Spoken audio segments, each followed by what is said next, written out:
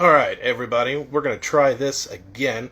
When I post this on IGTV later, we had a little bit of technical difficulty, but we've got it worked out. So, hi again, everybody. Like I was saying earlier, we had a ton of questions for DJ. So, we are good to go now. We just did a quick video call, so we are all set up. So, now I'm super excited to get this going. Thank you. Nickelodeon Stuff said I had a nice shirt. Ah, there we go. Now I got the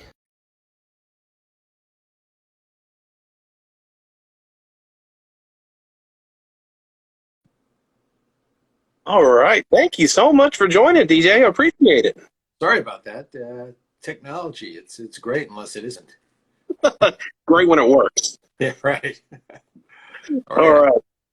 Well, again, thank you so much for coming out. I had told you previously we had a ton of questions for you. I think I've had more for you easily on day one than anybody else ever. So this is great. I hope I have some answers. All right. Hope so. I'm sure you do. All right. So I've got a ton of Pendragon questions, and I actually have more Pendragon questions than I do to Are You Afraid of the Dark questions. Well, I'll tell you that I've been saying lately that if I died tomorrow, there would be two things on my tombstone: Are You Afraid of the Dark and Pendragon. It's frankly kind of cool with Are You Afraid of the Dark. I don't know, Pendragon's a little wacky, but those are the two franchises that I'm known for. So I'm not surprised you've gotten questions from that. That's awesome. I was really surprised because my content is almost all Nickelodeon, and then to see all these others, it's like, oh, this is great. I get to talk about more than just this, so that's cool. Okay, cool. All right. So first, what was your? We'll start with Pendragon. Okay. What was your inspiration for wanting to get into writing? Those are two different questions. To get into writing was because I'll give you the thumbnail because I've answered this a lot. I started writing when I was a kid because I hated to write. And when I was in school, to get out of writing reports, my friends and I would do videos instead. We'd do films instead. And thinking we were getting out of writing, not realizing there's just as much writing in doing those as there was in doing the report. But we were having fun. We were getting out of writing, theoretically. And back in those days, back in the olden days, kids weren't really doing that a lot. So teachers had no idea how to grade these things. So we always got A's. so that was kind of the beginning of writing. Because believe me, I never intended to be a writer. But jumping way ahead, I ended up going to film school at NYU, but not to be a writer. You know, I wanted to be a director, producer, and all that kind of stuff. It wasn't until I took courses there that I realized, I really kind of am, whether I like it or not, I am a writer. I like telling stories and all that. So that's really what got me into writing. What got me into Pendragon was doing Pendragon. I did TV for a long, long time, which Are You Afraid of the Dark was a big part of that. Yeah. And one of the things that I discovered happily was that, I don't know if you've ever read scripts, but scripts are kind of difficult to read. I mean, it's very different than reading a book or an essay. And I kept getting a lot of feedback from people who I was working with saying how they really enjoyed reading my scripts. And not necessarily because it was going to make a good show. That was accepted. But it was like they enjoyed the process of reading the scripts. So on and about, I don't know what year it was, early 2000s or something like that, I had this idea that was too big for a TV show or too big for a movie, too expensive for a TV show. So I thought, yeah, I'll write a book. And I was encouraged because people said how much they enjoyed my writing. So that's why I had the brass to think I could actually do it. So I did. So I wrote this 60 pages of this book, and I did a whole outline of 9 more books because in the process of outlining, I realized this is a big thing. And I went to my management company and I said, I want to write a book. And they said, no, this sucks. No one will ever want to read this. And you're ugly too.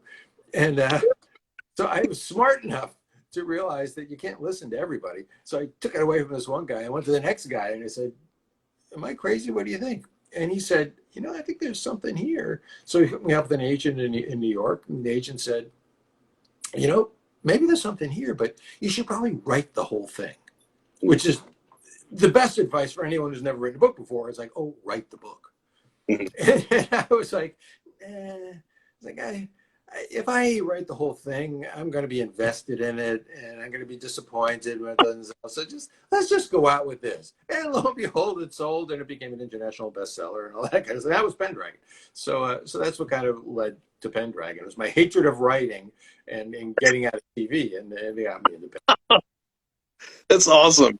Yeah. The one question I got asked to ask you the most was, are there any plans for Pendragon to turn into a movie or TV series? God, I've never heard that question. I only hear it every day. Yeah. Specific plans? No. I mean, the thing is, I've been working on that for years. And I just, the thumbnail answer is I haven't put together the right team of people that could pull it off.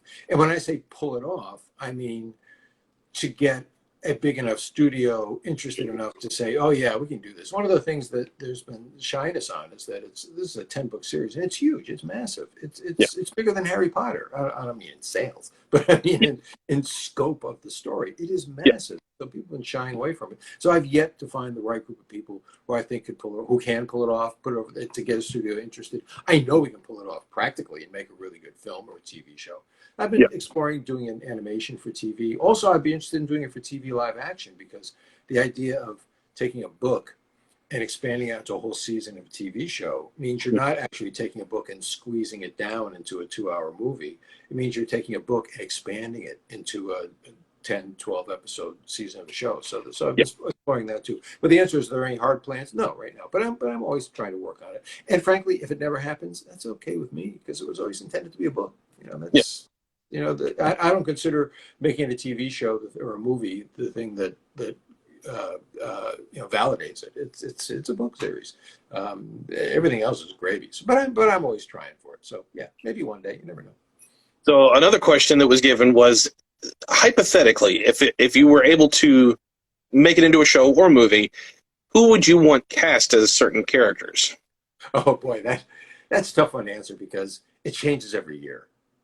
I mean, it makes sense. It changes every year because new people come and go, and I mean, one of the people that I kind of had when I was writing the character of Saint Dane, who is the big bad guy over the course of the whole thing, I kind of, in my head, I modeled it for Alan Rickman. He won't be able to do it. No, obviously. So it's that we were approached a couple years ago by Shawn Mendes, who was like, I could play Bobby Pendragon, but then we never got enough heat on that to go around. So the answer to that is it changes every 6 months as to who is available, who's hot, who's ready to go. So it's a really tough answer, tough question to answer definitively. Though I will say one thing. I mean, you probably haven't read them, but as everyone points out, that the character of Gunny, it's Morgan Freeman. It's always been Morgan Freeman. And Morgan, hopefully he'll be around if we ever get a chance to do this. But then that's who it was. That's the one I could firmly say. That's the guy who I wrote it for. That's awesome. Will we ever hear, or the fans ever hear, more Pendragon in the future? Or is it wrapped up altogether? Yeah, I'll never say never to anything, but boy, that's 10 books is a lot of books. It's a lot of story. And as well as 3 spin-off books too. So if you haven't read the spin-off books, there is more Pendragon out there. When I did my Morpheus Road trilogy, I actually brought back a lot of Pendragon characters into that. So if you haven't read Morpheus Road, you can revisit some of those Pendragon characters, because the mythology is kind of dovetails. You get towards the end of that. Beyond that, I can't. Again, I'll never say never, but I can't imagine writing and then Bobby went someplace else. It's kind of, if it was a 1-book thing, I'd say, we do another one. Well, it was 10 freaking books. That was that was epic. So I'm not sure I can kind of dig him up again and do. But who knows? Maybe I'll come up with an idea. But I'm not actively trying to come up with a new idea for Bobby Pendragon. Somebody had spun out the idea. Have you ever thought about doing a before the war arc for some of your other characters? Well, there is. That's what the spin-off books are. Awesome. They're called Before the War. So there are, Bobby Pendragon is a traveler. The good guys are the travelers, for lack of a better term. And there are 10 travelers. And the Pendragon saga is the story of Bobby Pendragon. The Before the War series, trilogy, spin-offs, prequels are about the other 9 travelers. and their stories that got them up to the point before they became travelers. Okay. So if you really want to, if you haven't read them and don't know about them and want to get deeper into that Pendragon world, look at the Before the War series. In within the series, if you could be a certain character, which one would you want to be? I think with all of my main characters, there's a little bit of me in there anyway. Mm-hmm. So it would be a toss up between. I mean, I've got Bobby Pendragon's sense of humor. There's no question about that. Everything that comes out of his mouth is my sense of humor. In Morpheus Road, the Marshall Seaver is a total geek. He's the kind of guy that he speaks, as you'll find out over the course of this talk here, that he's a guy who speaks with absolute enthusiasm and excitement about things that no one cares about, except for him. And that's that's me too. With the Silo Chronicles, Tucker Pierce is a guy who is, as he describes himself, he goes, "I'm a solid B- student. And I'm okay with that. Unfortunately, my parents aren't so okay with that. So, there's always a little bit, all writers would probably say that there's always a little bit of them that they put into all of their main characters. So I love to think I'd be Bobby Pendragon. I don't know if I have his bravery and his abilities, but I like to think I could. Another question was, each book seems to have its own, be a different genre. Was it intentional for it to come out that way? Yeah, kind of. I mean, the idea was I had this overall story about this guy, Bobby Pendragon, battling against this guy, St. Dane. And I saw that as an opportunity. And I had lots of ideas for other individual stories. Mm-hmm. So I thought, wow, I could do both. What if I take this core set of characters, in which there are 4 characters that go through all 10 books, and put them, it's kind of like James Bond. James Bond is James Bond. Mm-hmm. Yet in each story, he gets an entirely new situation. So with Pendragon, even though there's no overall arc to James Bond, there is an overall arc, which is the battle between Bobby and St. Dane. But it gives me the opportunity to write all sorts of different stories in different genres, like that person asked. And each one has its own beginning, middle, and end. So you can get a satisfying story about going to a world that's completely covered with water and people are starting to get poisoned. That does conclude and it ends, and that it is a satisfactory ending. Then there's always that chapter at the end that says, yeah, but now we got to go over there. So that leads you into the next story. So each book is kind of like the next chapter in a very big story. But each one has its own satisfying thing. And that gave me the opportunity. And when I sat down to outline the whole thing, I was like, ooh, I can do a virtual reality story. And I can do a story where the sentient creatures aren't humans. And I can do, so yeah, so that was in the thinking when I kind of structured out the whole thing. Okay.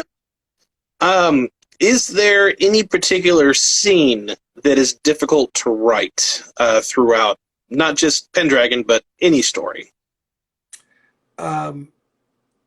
Yeah, I found that I don't know if difficult's the word, but doing it correctly is complicated, and that is writing action scenes. Because you don't know if do you write too much? Do you write too little? You get too descriptive, then the pace goes down. It's arduous, is what it is. And I'm never a fan of writing first drafts, but I love, as much as kids hate to hear this, I love, once the first draft is done, I love going back and rewriting. And that applies to scripts, that applies to everything. Where once the kind of the bulk work is done, it's fun and it's interesting to go back and taking a step back and looking at it. Then you start noodling with it to make it work and to have the pacing just right. And that's huge. That's huge with like a show like Are You Afraid of the Dark, when it's about tension. Yeah. It's huge when it's an action thing like Pendragon, where you want to get just the right emotion and not too much. I found in Pendragon in particular that it's so easy to keep jumping right to the action. Go, well, this is what happened, and that was that. But you need to breathe a little bit too. You need to let it settle in and build the tension before it happens again. So there's an art to that, and that's probably one of the more complicated things to do. I think in general, and this applies to scripts, boy, it really applies to Are You Afraid of the Dark. The hardest part of a script or a book is the beginning. I mean, the not the beginning of writing, but the beginning of the story, because you have to lay all the groundwork, and you have to introduce the characters, and you have to introduce the setting, you have to introduce the conflicts, and it can and you have to do that in a way that's not like, you got to kind of do it well. So once you set that all up, then it's almost like putting a cog here and a cog there and a cog here and a cog there. And suddenly they all start to connect to each other. And at some point in the story, you press the button and whoop, and they all take off. Then the story takes off. And that's fun to write too. But the hardest part of any story, whether it's a movie or a TV show or a book, is the beginning, to set all the stage so that the really fun stuff can take off at some point. Okay. And I apologize if I mispronounced the name, but was there ever a possibility that Pendragon and Lure ended up together? We're shipping here. Exactly. I had no concept of the term shipping before, so I started reading stuff about saying, "Oh, I'm shipping Bobby and Lure." Was there? No. There was never a possibility. I mean, I really did. I outlined all 10 books, and I knew how that story was going to end before I even wrote the first book. So, so how that story ended was always how I planned it for it to end. I definitely threw in the possibility of that happening with Lore, and there was one book where it kind of did sort of happen, but they were both like, maybe this shouldn't happen after all. But that's okay, because that's what you want. You want readers to say, well, I wonder it's going to, and then surprised if it does, you're disappointed if it doesn't, or thrilled. It's like, I knew that was going to happen. So that's all part of it. So, but in my mind, that was never, I was only going to tease it. I was never going to let it happen. So speaking of the ending, that's probably the second most question that I got, and I'm sure you probably got that a lot too. What really happened at the end? Boy, I hesitate to even answer this because it's so obvious to me. I mean, I can get why there's a little bit of confusion, because I didn't put everything right on the nose to do that. But I will answer it in this way. And again, if you haven't read the books, you're not going to know what I'm talking about. But in the penultimate chapter of the final book, all the travelers are going to this place. If you care about this question, you'll know what I'm talking about. If you don't care, go have a drink or something right now. All the travelers are being sent to this one place. And it's cool. They should be sent to that place. And it's great. And there's not a problem with that. And one by one, everybody gets a curtain call, and they all take off to go to this one place. And we're left with Bobby and this other character, Uncle Press. And Bobby has a lament, and he says, I'm going to paraphrase here myself. He's like, I spent the last 10 books fighting for the life that I thought I should have. We've all been fighting for the life we thought we were supposed to have. And then we come to find out that, well, we're going to get a different life. It's a good life. It's okay life. It's a great life. But it's not the life we're fighting for. And so he has a little bit of lament to say, God, the thing we're really fighting for, we didn't get to experience. And that's kind of where the chapter ends. In the final chapter, we find out that Bobby got to experience the life that he was meant to have. And so I went back and I was able to write out everything, big things that happened to Bobby Pendragon over the course as he grows up, until the point is the end of his natural life. So that was the main justification or impetus for that ending, is to say, you've been fighting for this thing. Go ahead, enjoy that life. And he did. At the end, and this is the thing that kills me that people don't get. I shouldn't be a writer. Like, you don't understand it, or you're wrong. But enough people didn't get it that they're not totally wrong. At the end, this character comes back, and people are saying, who was that character? And that's where I didn't actually say, well, here comes Bill. I didn't say it. But I thought it was so flippin' obvious who the character was. Because what I did was I did a mirror of a scene that happened in the very first book. And I wanted the reader to think that, they just went back to the beginning of the whole story as they're reading the scene.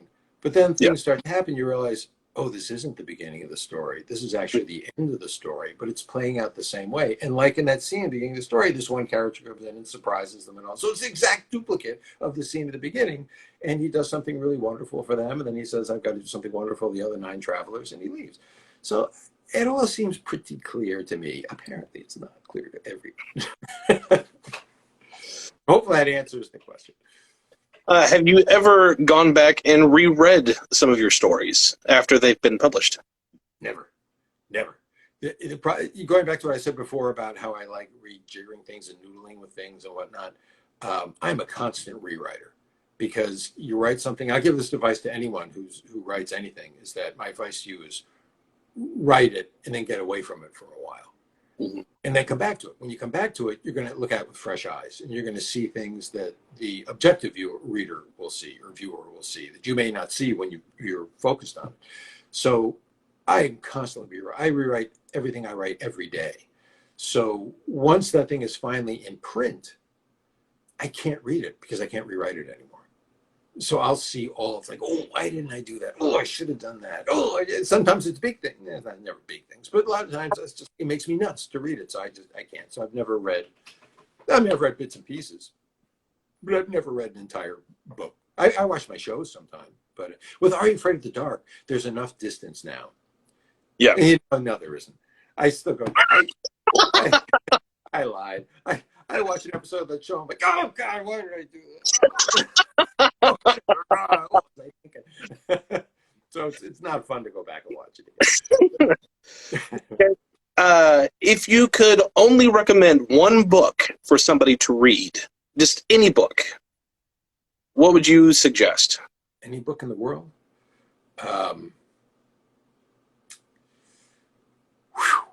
That's impossible to answer. The Bible.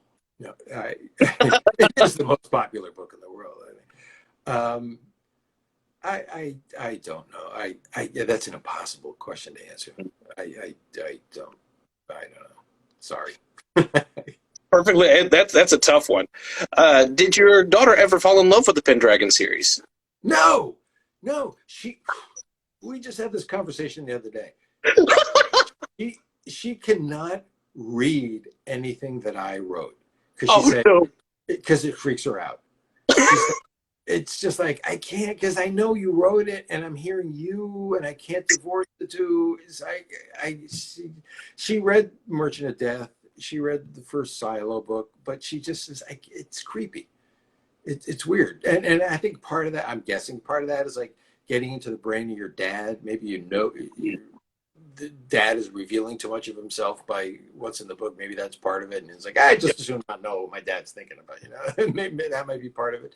But no, I can't get her. I did get her to watch some Are You Afraid of the Darks when she was a little bit younger, and she did get into those, because I think that's several times removed from the actual writer. So there's a lot of other involvement in that. So I think that was okay. But my books, yeah, she wants nothing to do with it. No. All right, so switching from Pendragon to Are You Afraid of the Dark? Yep. What was some of your main inspiration for Are You Afraid of the Dark? Well, I was always a fan of spooky. I'm not a big horror fan. I'm not a big fan of spurt. Because it's too cheap. It's too easy. It doesn't send me. But I've always liked the mystery of supernatural things. When I was a kid, I read short stories, classic scary short stories, whether they were published or whether they were in magazines, like Creepy or Eerie magazine or something like that. I just love, because they're all, no matter what they're about, wherever the supernatural conceit is, they're always mysteries. Yeah. And there's something going on you have to try to figure out. And I think that's one of the things I was drawn to them. And so not only was it a mystery, but it was a mystery that was like really cool. So I was always drawn to that. The original incarnation of Are You Afraid of the Dark wasn't supposed to be scary stories. It was going to be fairy tales. And but then we couldn't decide, Ned and I couldn't decide what kind of fairy tales to do. So he asked me the question that will live in infamy. He said, what kind of stories did you like when you were a kid? And I said, I like scary stories. So that's how we ended up making scary tales rather than fairy tales. So the inspirations were, God, and they were forever. My mother loved scary stories. She read this book to me when I was a kid, The Children of Green Know, about a haunted mansion in England, which I had then read to my daughter years later. So I think I ran the family a little bit. So between spooky movies and spooky, Twilight Zone, God, there's nothing like it. And one of the things I lament a little bit about Are You Afraid of the Dark, or about I love the fact that people love Are You Afraid of the Dark so much to this day, and they have such fond memories of it. The one lament I have about what I read, what people write, is that they kind of base the value of an episode on how scary it is. Mm-hmm. Yeah. And our intent was not just to scare kids. That Yeah. wasn't. If it was, it would have been a lot scarier than it is. I was definitely much more going for the Twilight Zone, which the Twilight Zone wasn't that scary. The Twilight Zone was more eerie and macabre and thought-provoking and unsettling and weird. Well, there were some scary episodes, but for the most part, it wasn't. It was more like ironic and strange. So I was going more for that. And so with any given season of Are You Afraid of the Dark, I tried to have a variety of types of episodes. Yeah. There'd be a romantic episode. There'd be a science fiction-y type episode. There'd be a thriller type episode. There'd be a monster episode. So I tried to give a real variety, and not all of them were about just flat out scare. Some of them were, Yeah. but not all of them were. So, and it's because I'm not a big horror fan. I'm more I'm going to make you think and creep you out a little bit rather than being scary. So we had a couple for your top few episodes, but just for sake of time, what are your top 3 favorite episodes? Ooh, top 3. Well, my favorite episode, I've always said this, is, and it's not necessarily because I think it's the best episode, but I think it is one of the best episodes. But it's one of my favorite. When you ask someone who made the show what the favorite episode is, they're bringing a whole nother criteria. Yeah. They're looking at it. So it's kind of unfair to, just because I think it's, believe me, people have some favorite episodes that I think, ooh, that wasn't very good, but it's great. It was great. I would say my top 3, it might be tough. My top 1 is easy. It's Midnight Madness, which was about the Nosferatu vampire coming out of. And one of the reasons it was my favorite is because it was the beginning of the second season, and for the first time I felt like, the first season was just trying to figure out what the heck we're doing, and the second season, all the crew came back, so there was a shorthand, and we could actually go push it beyond. So that was the first time that I felt like we're hitting on all cylinders now. This is what we do. So I have a warm place in my heart for that episode. Some of my other favorites, I have more than 3. I can give you some of my other favorites. I love Station 109.1. I love Laughing in the Dark. I love Night Shift. I love Dream Girl. God, there's so many. I love Oblivion, Night Nurse. It goes on forever. There are plenty that I'm not that in love with, but I will not be mentioning those. Okay, because that was another one, but since you're not, we'll avoid that question. Where were some of the places that Are You Afraid of the Dark was filmed? We shot the entire series in Montreal, Quebec. We had a studio, and that's where we built sets, but mostly it was shot all over that city, in the city, in the suburbs, in parks, in the woods. So we were always within a certain range of Montreal, Quebec all the time. The entire thing was filmed there. And it was great. One of the interesting things about the show is that it was pretty much a French-Canadian crew, where English was a distant second language. And I do not speak French.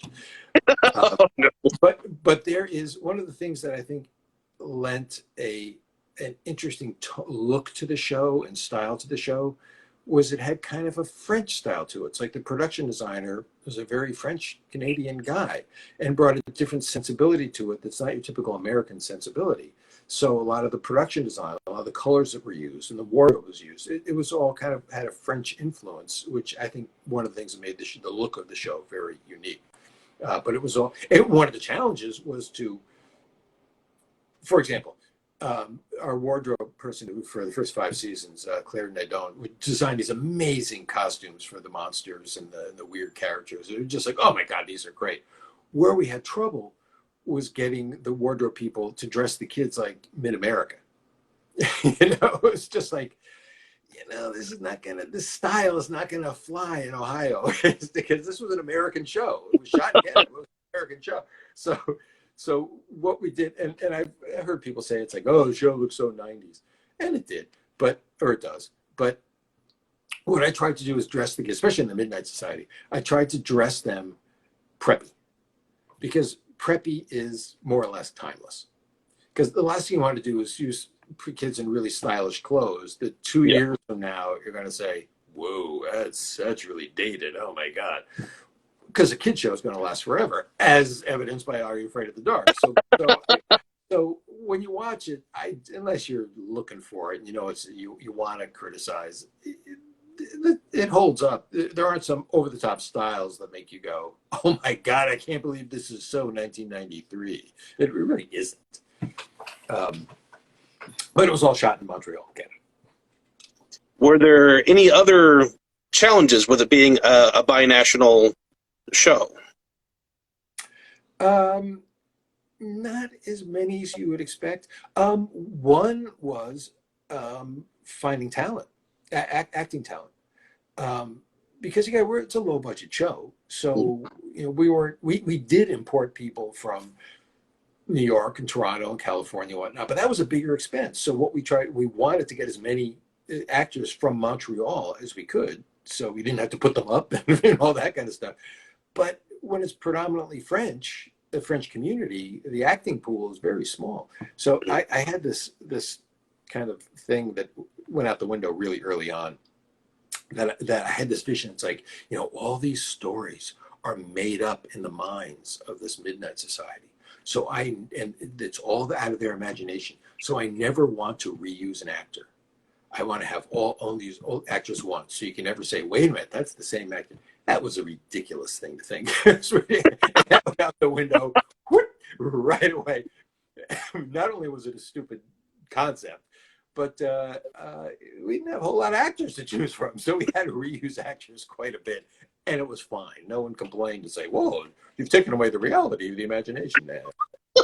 That wasn't a thing. What was some of the most expensive effects that were in the show? None of them, because my friend Steve Kolbeck came on the show in the second season. And I brought him on as the post-production supervisor. He's my friend from New York. And he took over post-production. He coordinated all post-production. But the thing that he gravitated towards, that he really liked doing, were the post-effects. So he and this one mad scientist guy, we didn't have a big budget. We didn't have big crews. This one mad scientist guy, they would be up all night, like writing code, trying to figure out how to do things that nowadays, your phone can probably do. But back then, they were creating things, and they did some amazing effects. I'm very proud to say that Steve has gone on to much bigger things. He's the guy that produced all the effects for Game of Thrones. So he kind of upgraded a little bit there. I'll tell one funny story and it goes back to not favorite episodes. Okay. I have an episode that I will say that it's probably my least favorite episode of all 91 episodes. And it's not necessarily because I think it's a bad episode. Again, it's bringing in other criteria that not everyone has.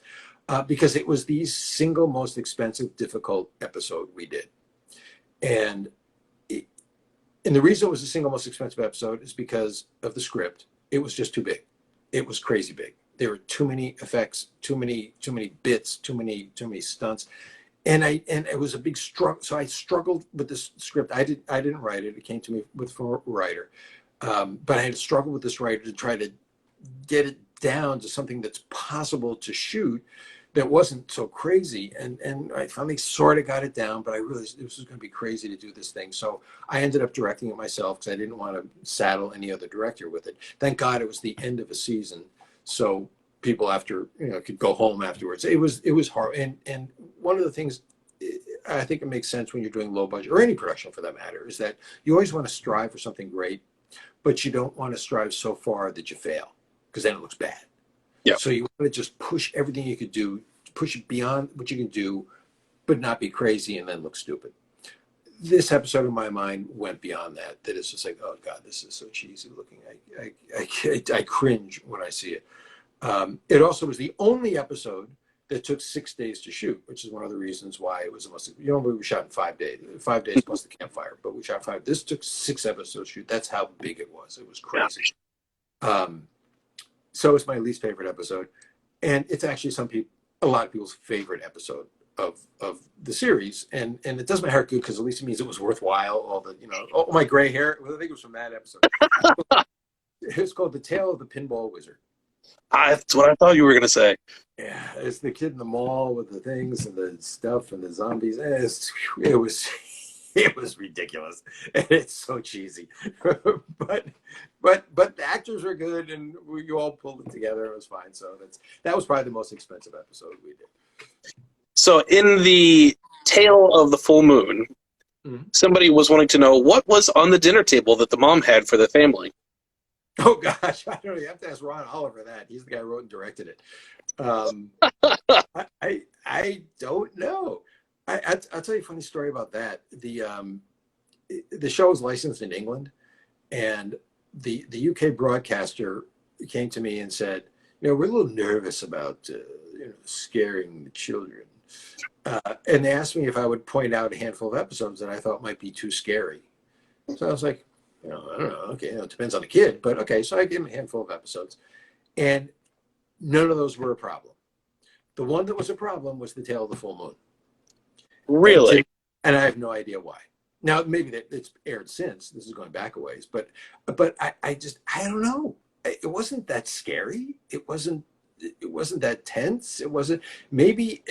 I'm thinking that, and this goes to the food that was asked about.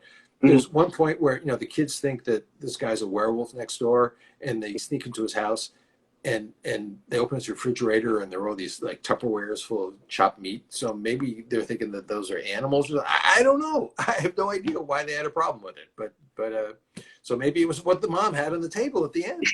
I don't know. Maybe it was a human. I don't know. When did you know that Are You Afraid of the Dark was a success with kids?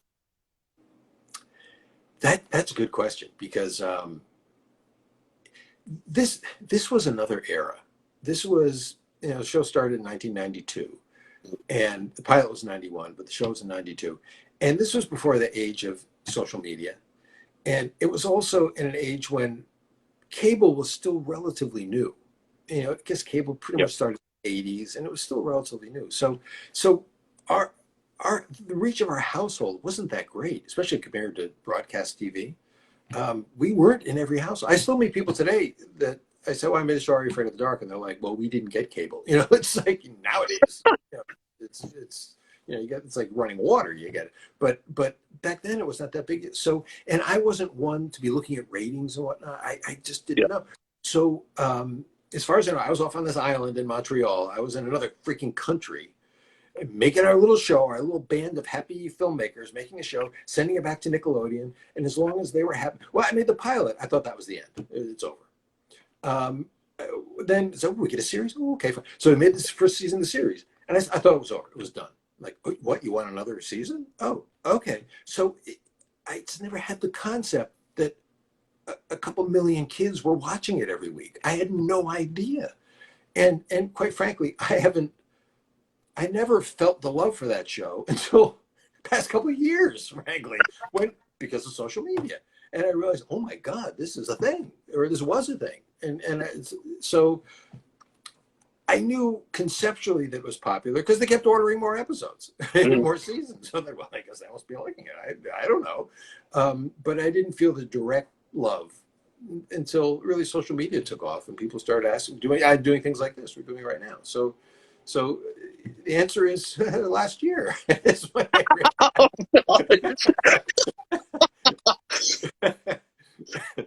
So something that, because Nickelodeon related, I'm in a ton of Facebook groups and things like that. The one thing I see all the time is, Are You Afraid of the Dark? Are You Afraid of the Dark or Goosebumps? Which one is better? Which I was wondering, did Goosebumps and the stories have any effect on Are You Afraid of the Dark on trying to not do what they were doing? Well, no, because we were first. We were on the air for a couple of years before Goosebumps came out. Well, I'll tell you one thing that I would say that if you're just going by popularity, Yeah. uh, Goosebumps is way more popular than Are You Afraid of the Dark. But that was because I'm not making a value judgment on either show, but for one, they had the most successful book series in history until Harry Potter as the lead-in. So once that show started, they already had a huge fan base because of the Yeah. Goosebumps books that still live to this day. And like I said before, they were on broadcast TV. They were on Fox.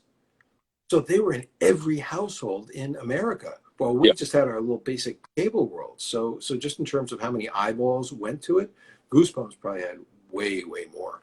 Um, I don't think I've ever seen a Goosebumps episode beginning to end. I did see the first movie, but my impression was always that Goosebumps was a little more tongue in cheek than Are You Afraid of the Dark? Uh, Definitely. yeah, I didn't, which is fine, Hmm? but I did not want to do that, and I didn't do that. It wasn't, again, it wasn't until I don't know Goosebumps didn't come out to we're like in season 4 of Are You Afraid of the Dark. So I'm not going to change anything based on, especially because I didn't even watch it. But from bits and pieces I've heard back and little scenes I've heard, it's like, oh, it was much more tongue in cheek and campy and whatnot. Yeah. Uh, I'll tell you, one of the going back to the tale of the full moon. I got a lot of pushback on that episode, and one of the reasons was that people said this feels more like a Goosebumps episode than Are You Afraid of Really? the Dark, and they're right because it was tongue in cheek, it was campy, and so I was Yeah. kind of like iffy about it. But then I realized, but we're doing all sorts of things on this show, so we do a campy episode, and that's a good thing too. So I've embraced it since then. So the UK thing aside, I've embraced it since. Now, I believe the answer is very little to none. But have you? What is the how can I word the question? What the new Are You Afraid of the Dark series? Do you have any input on that one at all? Zero. Um, the the reason why Ned's and my name is on it is because it was our birthright. I mean, we created the show, but we were not consulted. We were not asked to take place in it, part in it. It's like we did not exist. Um, so if you like there have been 2 reboots, I guess. Yeah. I only saw the first one. I didn't see the second one.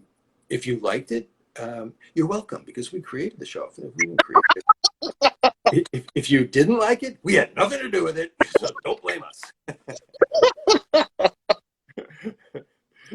If it were to if they did a reboot and brought you on board, what are some things you'd want to do differently?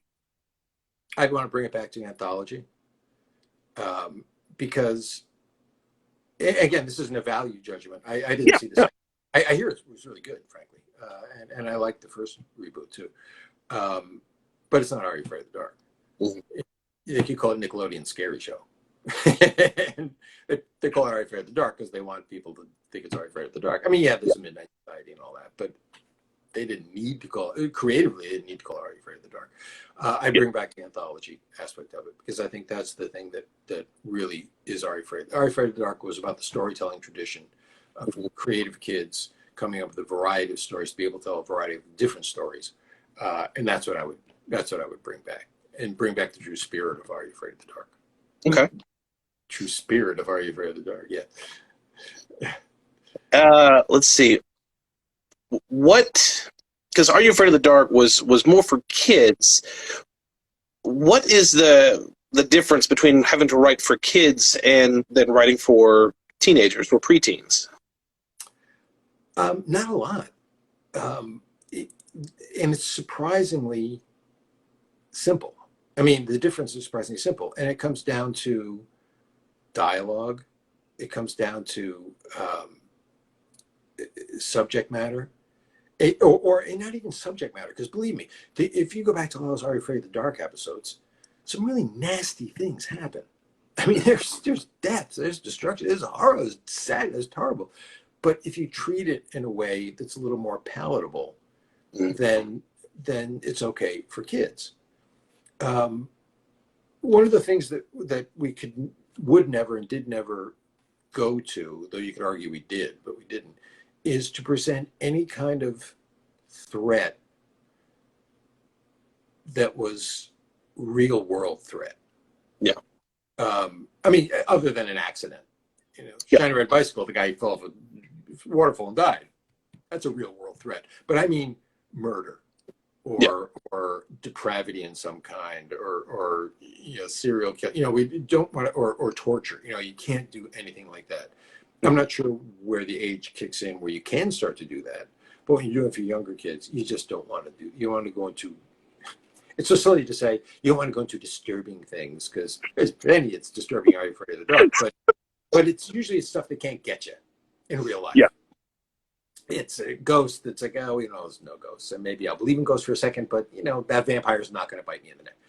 Yeah.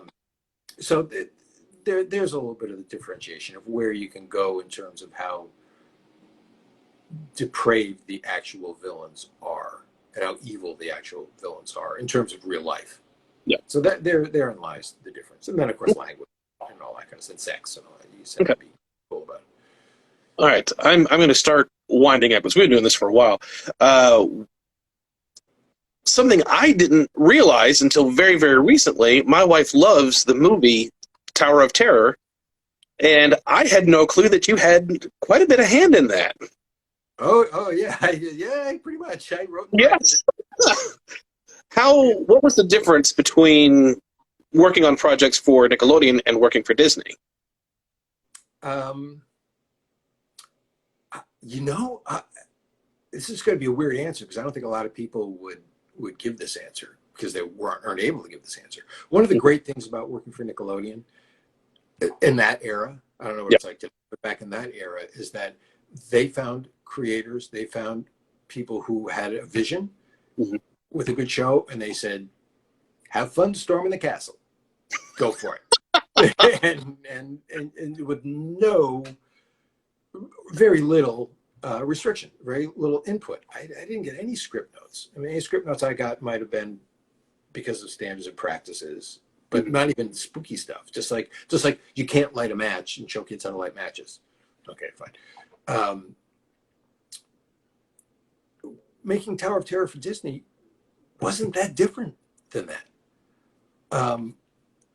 They pretty much let me do what I wanted to do. I mean, I knew there were parameters going in, which was, okay, you got this ride, and we want to try to emulate the ride experience, which was no small task to come up with a story that did that. But other than that, I mean, then typical studio stuff of comments on casting and we don't like that person, we want this person, and budgets were an issue. But from generally speaking, creatively, they let me do what I wanted to do, and I don't think that's the norm for Disney. So it was a great experience. It was fun. Now, because it's Twilight Zone Tower of Terror, and obviously Are You Afraid of the Dark has taken heavy influence from Twilight Zone. Did you reach out to Disney to want to do this? Did someone approach you? Did someone tell you about it? Well, they approached me. What had happened was a number of executives from Nickelodeon went over to Disney, and they were poaching talent essentially from Nickelodeon, and so there was a thinking back then. So this is late '90s that hey, let's see if we can take our theme park rides, maybe make movies out of them. There was a Space Mountain movie that was developed. There actually was. At the time, there was a Pirates of the Caribbean movie being developed, but animated. So I saw all the test concept drawings for animated Pirates of the Caribbean. And they said, "Oh, we have Tower of Terror, make a movie out of this." And Nickelodeon says, "We have just the guy." So so they came to me. The Twilight Zone connection is kind of interesting because I met with the guys that made the ride. And they loved that ride. Oh, they were so proud of that ride as well. They should be. Yeah. And one of the things they said was that the reason why they called it Twilight Zone Tower of Terror and brought in the whole Twilight Zone aspect was because they created this ride at the Disney Studios down there. And that being with the Disney Studios was movies. Yeah. So they wanted to create some excuse to have a hotel in Hollywood. So they thought, oh, if we add a Twilight Zone element to it, that will be the tie-in to media. Yeah. and so that they ran with that. With the movie, I'm thrilled to say they said you cannot mention Twilight Zone at all. And I was like, oh darn. The last thing I wanted to do was have a fake Rod Serling in the music. I didn't want to have that restriction. The reason being is that Twilight Zone, the way it was explained to me, is partly owned by the Rod Serling estate and by CBS. Twilight Zone was a CBS movie. I made Tower of Terror for the Wonderful World of Disney on ABC. Yep. So they're not going to be able to get the rights to Twilight Zone. So they said, pretend Twilight Zone has nothing to do with it. And I was like, oh, darn. So that's why Twilight Zone is, there was no reference to Twilight Zone in that movie. All right. I've only got a couple of random questions. Okay. Are there any plans to bring back the library series? No, I think that ran its course. I'm done with that. What is some of your favorite series that you have written? Book or TV? Well, I love all the series that I've written. I mean, as I said before at the front, the two things I'm best known for are Pendragon and Afraid of the Dark.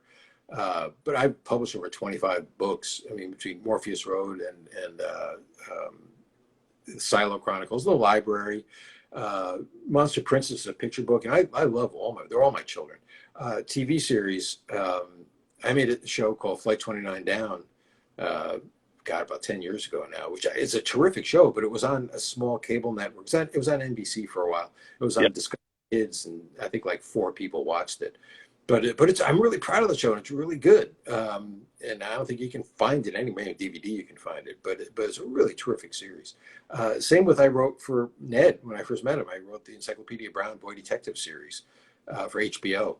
Can't find that anywhere, but it was a really terrific series. So I've done a whole bunch more than that I'm really proud of. But it's those 2 series that between Pendragon and Are You Afraid of the Dark. That's hopefully there'll be another one at some point. That I guess a third thing on my tombstone. Were there any stories that were never made into a show that you would like to see made into a show? Of Are You Afraid of the Dark? Actually, no. The only trouble, the closest thing I have to that was a couple of failed attempts. I had a writer trying to come up with an idea for. We were told to try to use literary antecedents with Are You Afraid of the Dark because they're afraid that if parents thought we're scaring their kids too much, we could say, "What are you talking about? This is classic literature." So I could never translate an Edgar Allan Poe story to Are You Afraid of the Dark. They're just too macabre. It just didn't work. I tried it with Frankenstein. Couldn't come up with a good kid version. Going back to what can you do for kids and whatnot. It just didn't make sense. It'll still be Frankenstein. So it was more. I wanted to come up with a story about mannequins because mannequins scare me, and I thought that would be great. And I never can. No writer ever. I couldn't come up with one. And then not that long ago, I happened to watch a Twilight Zone episode about mannequins. I was like, oh, it was possible. That's really good. I wish I thought of that. No, so there was no story that was fully written that we went, nope, that's not going to work. They were just kind of failed attempts at trying to do things. Now, what about your books? Were there any stories that you've written that haven't been made that you'd like to see made into a series? Yeah, I've got a couple things. I just finished writing because I'm kind of moving back into TV right now, and I've got a bunch of shows that I'm developing. So because I kind of burned out a little bit on books after writing so many books. Yeah. And I miss being on set. Remind me, I said that when I'm in the middle of some cornfield at 2 a.m. at some point and it's raining. But at least right now, as I'm sitting here now. So I've been developing these other shows, but that's not always a full-time thing. So, and I didn't want to tackle a novel again. So I've been writing short stories. I really love the Stephen King collections of short stories and novellas and whatnot. I think some of his best writing are his short stories. So I'm putting together now a collection of short stories that I'm actually working on right this second. That I hope to get that published pretty soon. So that's a project I'm really looking forward to that I hope can get done. And there are 5 or 6 stories that are really cool. That at least I think so. That I think people love, especially the fans, the people who loved Are You Afraid of the Dark, they would really love these stories because it's like Are You Afraid of the Dark for adults now. This is not for kids. These are adult stories. So I mean, it's still my writing. It's still me, but like your question before, it's notching it up a little bit into the difference is you can characterize things that happened in Pendragon and say, oh, poop happens. Because a lot of poop does happen. In these books, shit happens. there's the difference between the two. Someone had asked, was Flight 29 based off of Lost? Absolutely not. Oh my God. That killed me. And frankly, I'm the only one who cares about this because I created the show called 29 Down. And if anything that was inspired, it was the show Survivor. Because I like the idea of these people on an island trying to be Robinson Crusoe and trying to figure out how to find food. So I thought, ooh, what about a dramatic show? It's like that. So I created the show 29 Down. There was about 29 people that crashed on a tropical island. And it was like a 10 o'clock adult show. It was like there was murder and incest and rape and drugs. And it was like Lord of the Flies, contemporary Lord of the Flies for adults. And I wasn't getting any traction on it. And at the same time I was developing the show, I started to hear this inkling about this other show that was being developed about people on an island. But it was different than mine, but I'm thinking, oh God, I'm not going to be in competition with that. So it didn't get any traction. And it's a good thing I didn't, because if I had sold that show the way I had originally envisioned it, as soon as Lost came out, I would have been dead. Because no one's going to say, well, it's like Lost.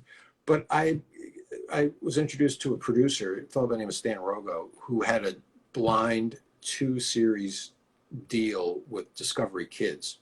And he's not a writer, he didn't have any series. So he came to me and he's like, do you have anything? And I was like, I don't know.